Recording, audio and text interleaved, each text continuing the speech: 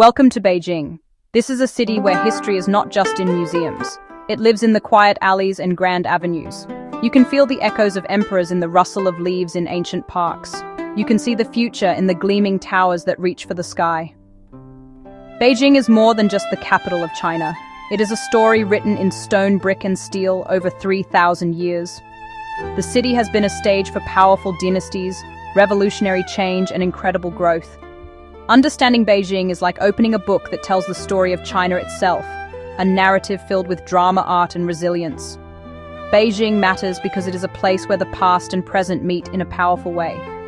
It is a city that has constantly reinvented itself, yet it has never forgotten its roots. The old city walls may be gone, but their memory shapes the modern ring roads. The imperial palaces now welcome millions of visitors from around the world. This unique blend makes Beijing a fascinating destination. It is a place to explore the grand scale of Chinese history. It is also a place to experience the energy of a modern global city. Here, every corner holds a secret, and every meal tells a story of tradition and innovation. This city is a vast canvas. It is painted with the deep reds of imperial walls and the cool gray of traditional courtyard homes, known as hutongs. It is also splashed with the bright neon of shopping districts and the sleek glass of modern architecture. For centuries, Beijing was the center of the world for the Chinese Empire. Emperors ruled from behind the high walls of the Forbidden City, believing they held the mandate of heaven. Today, it remains the political and cultural heart of a nation that is shaping the 21st century. Its influence is felt far beyond its borders in art, politics, and economics. Navigating this sprawling metropolis can seem daunting at first, but beneath its grand exterior lies a city with a very human rhythm. You can find it in the morning exercises in public parks. You can hear it in the sizzle of street food stalls. You can see it in the shared moments of families flying kites near the Temple of Heaven. Beijing is a city of immense scale, but it is also a city of small, beautiful details. It invites you to look closer, to wander off the main path, and to discover the stories that are waiting to be told. It is a place that rewards curiosity with unforgettable experiences. We will embark on a journey through this incredible city. Our guide will be both time and place. We will not just show you where to go, we will explain why these places matter. We will start by peeling back the layers of Beijing's long and complex history. We will travel back to its ancient origins long before it became the grand capital we know today.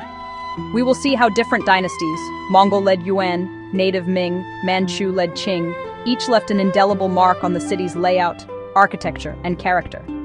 This foundation is key to understanding the soul of Beijing. Next, we will trace the city's dramatic transformation into a modern metropolis. We will witness the fall of the last emperor and the birth of a new republic. We will explore the sweeping changes of the 20th century, reshaping the city's physical landscape and the lives of its people.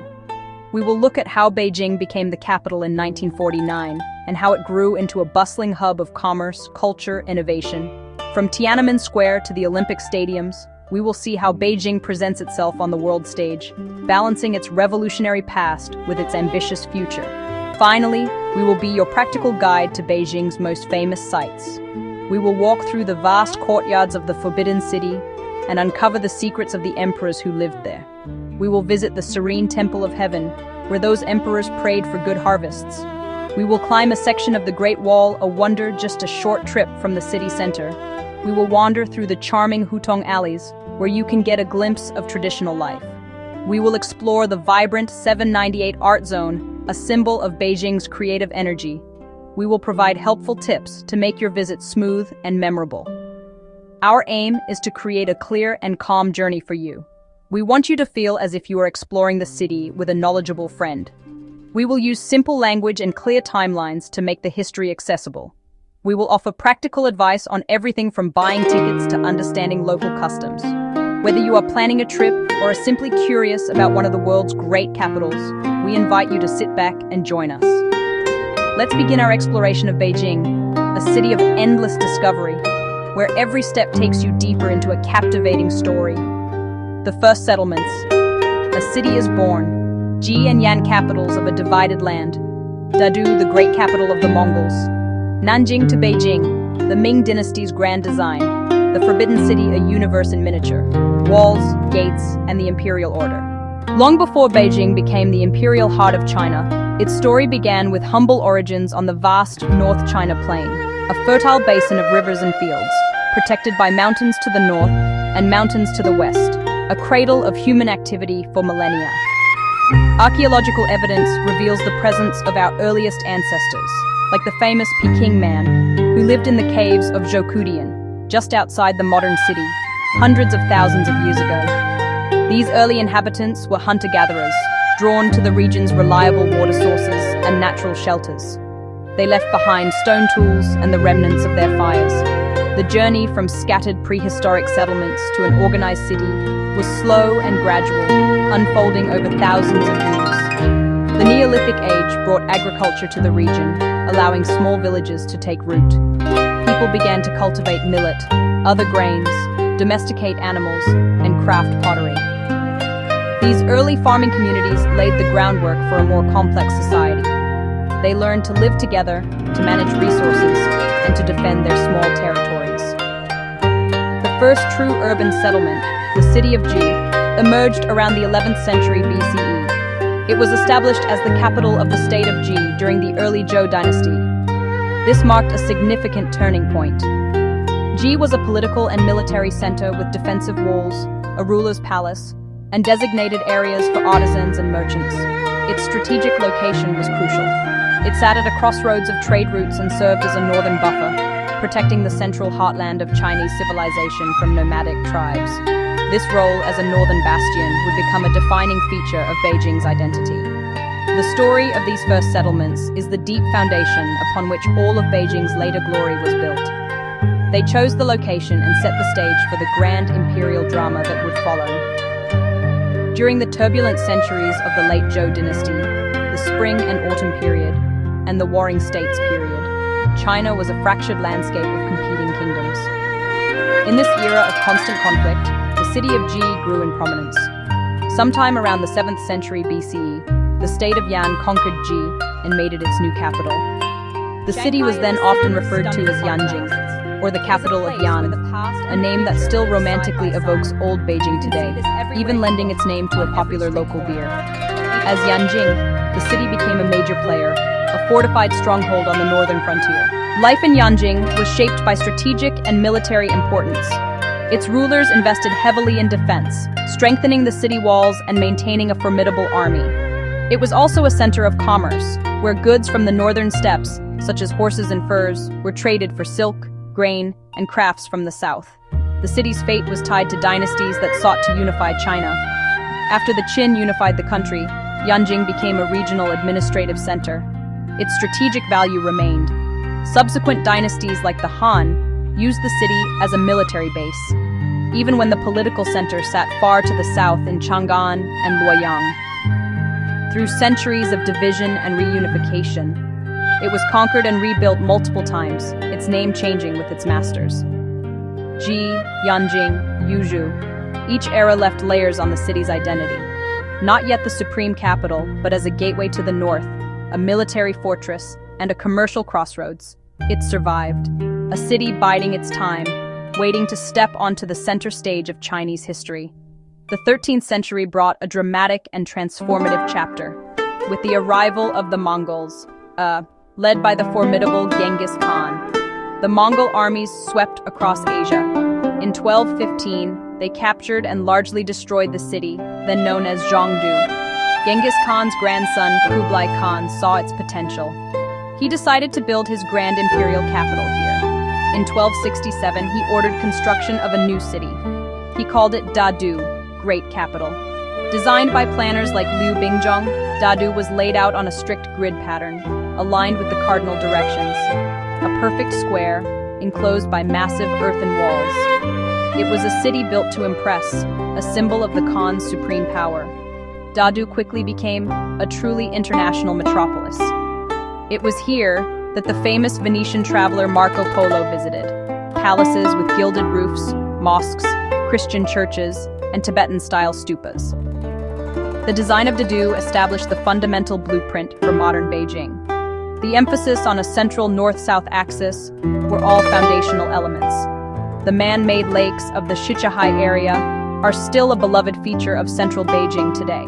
Although the Yuan dynasty lasted less than a century, its decision to establish its capital here was the single most important event in Beijing's history.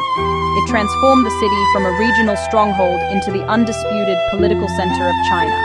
In 1368, a peasant rebellion led by Zhu Yuanzhang overthrew the Mongol-led Yuan dynasty and established the native Chinese Ming dynasty. The new emperor established his capital in Nanjing, meaning southern capital. He renamed the former Yuan capital Dadu to Beiping, Northern Peace, demoting it to a regional military command. Everything changed with the ascension of Hongwu's fourth son, Zhu Di. He was the Prince of Yan, stationed in Beiping, and a brilliant military commander. When his nephew became emperor, Zhu Di launched a civil war. After victory, he declared himself the Yongle Emperor in 1402. He'd spent his adult life in the north and feared Mongol threats. He argued the capital needed to be nearer the northern frontier.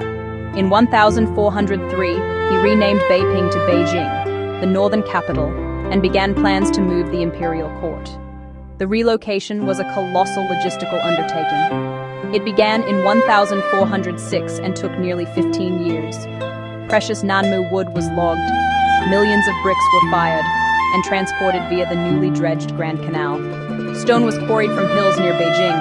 Yongle didn't build entirely from scratch.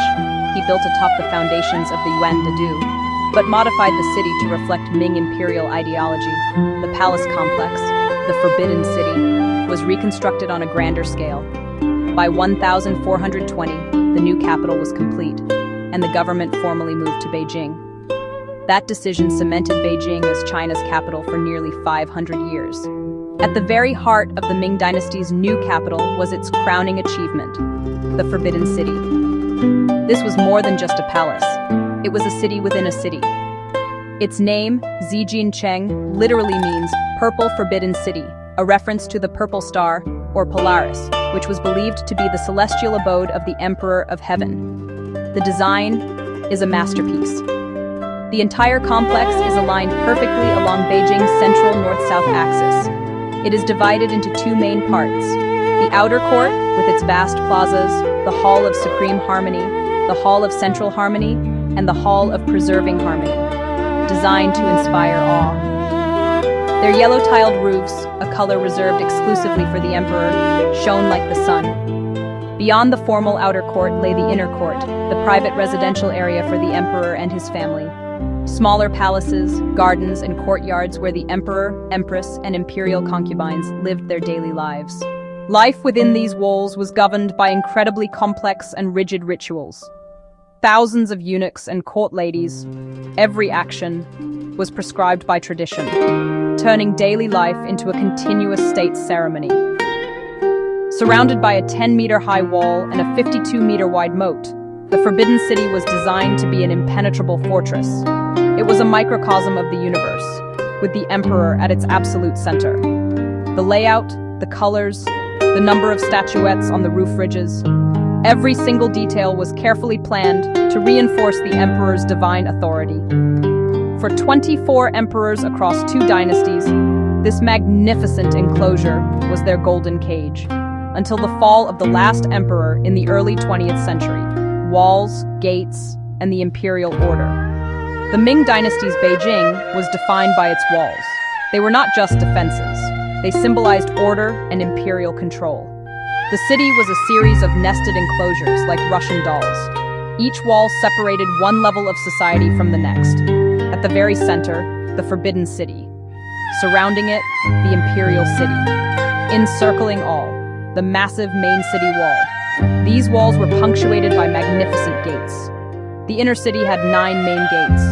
Access was strictly controlled. Some gates were reserved for the emperor, others for military campaigns, some for transporting prisoners, others for moving water and grain.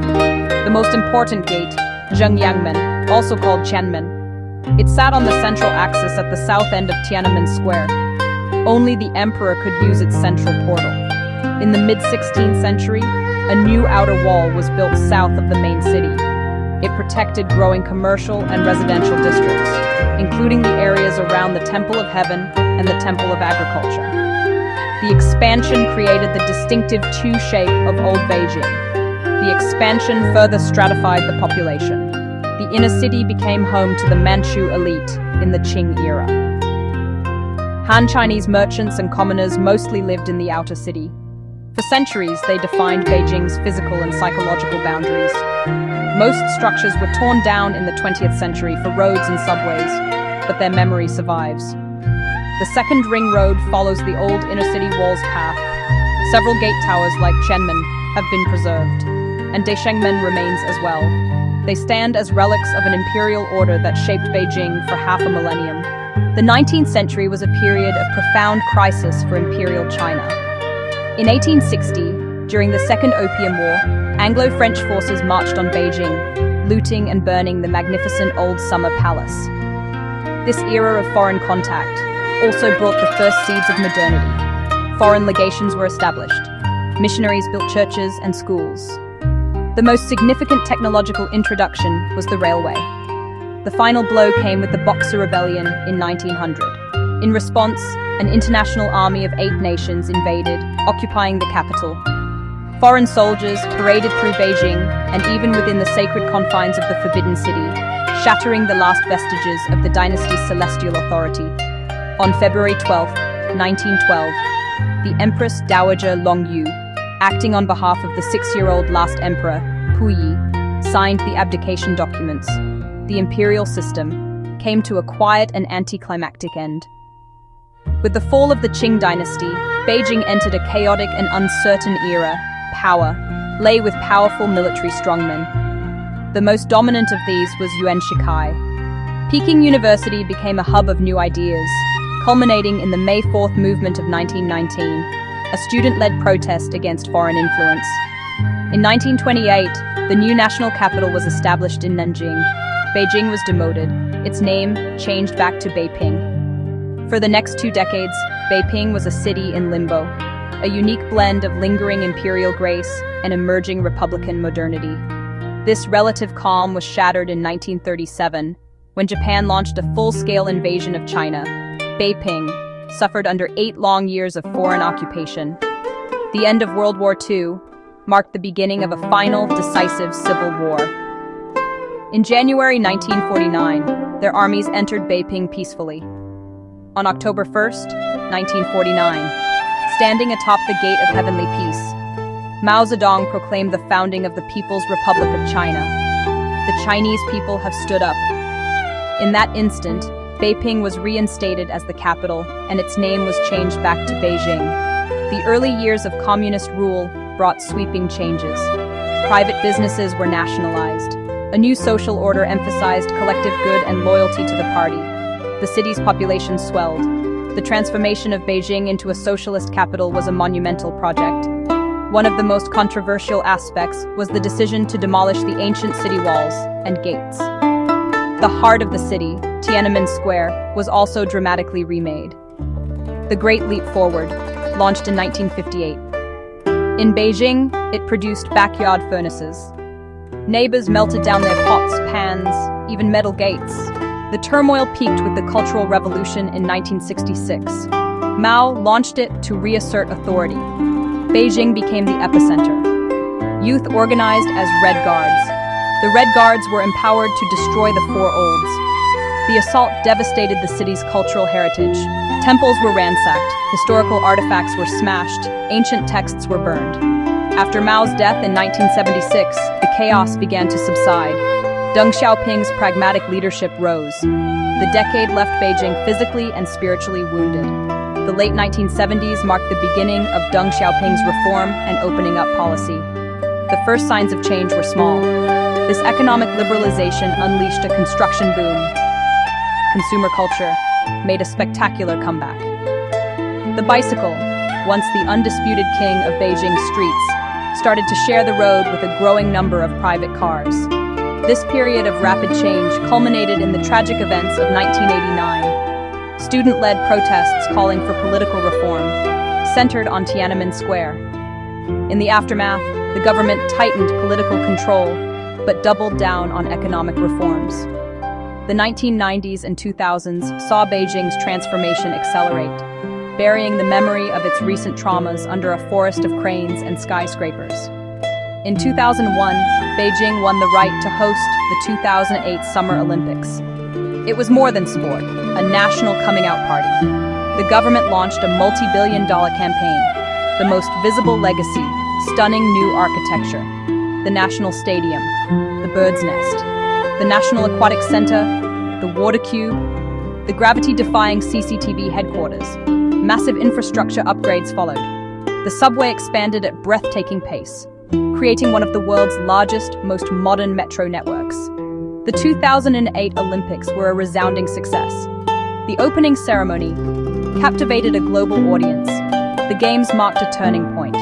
They accelerated the city's rise into a true global metropolis. The capstone of 3 decades of reform, Beijing stepped back onto the world stage. Today, Beijing stands as a sprawling and dynamic megacity. But it has also created a host of pressing modern challenges. Perhaps the most visible of these is the constant struggle with traffic. Alongside traffic, environmental issues pose a major challenge. The relentless expansion of the modern city has led to the widespread demolition of old neighborhoods. This tension between preserving the past and embracing the future is a central theme. The city continues to adapt and evolve, navigating the complex challenges of being a modern metropolis while trying to hold on to the soul of its imperial past. No visit to Beijing is complete without stepping into the magnificent world of the Forbidden City. Today, it's the world's largest, best-preserved collection of ancient wooden structures. Pass through the Meridian Gate, enter the sprawling courtyards. The scale is breathtaking. Explore beyond the main axis. These house imperial treasures, clocks, ceramics, paintings. Just south lies the serene Temple of Heaven. The park is a destination in itself. Early mornings it comes alive with locals doing Tai Chi, playing traditional instruments and playing Chinese chess. The Hall of Prayer for Good Harvests is the park's centerpiece. Triple-gabled circular roof on a 3-tiered marble terrace, an iconic symbol. For a peaceful escape, head to the Summer Palace. Kunming Lake is central.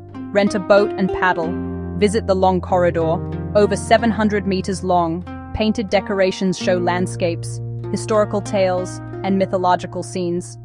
And don't miss the Great Wall, Mutianyu, more challenging, fewer people, densely packed watchtowers and mountain scenery. Take a cable car up and a toboggan down. Beyond the grand imperial sites, experience the city's old soul by wandering through the hutongs, near the drum and bell towers and rickshaw tours. For contemporary creative energy, visit the 798 Art Zone. Galleries, studios, and trendy cafes. Best times to visit: spring, April to May, autumn, September to October. During these seasons, the weather is mild and pleasant. Getting around Beijing is surprisingly easy. The subway is modern and extensive. Signs and announcements are in English. Taxis and ride-hailing services are plentiful. For shorter distances, rent a shared bike. Always carry some cash. Be mindful of your belongings in crowded areas. Install a VPN on your phone before you arrive. Most importantly, embrace the experience with an open mind. Beijing is a city of immense scale and complexity, rewarding curious travelers with unforgettable insights. In the end, Beijing is a city that defies easy definition. It is a place of profound and beautiful contradictions, where layers of time are woven together in a living tapestry. The serene quiet of an ancient temple courtyard sits just steps from the relentless forward surge of a modern metropolis. The city's story is a continuous narrative of destruction and reinvention. The lasting image is one of resilience and perpetual motion.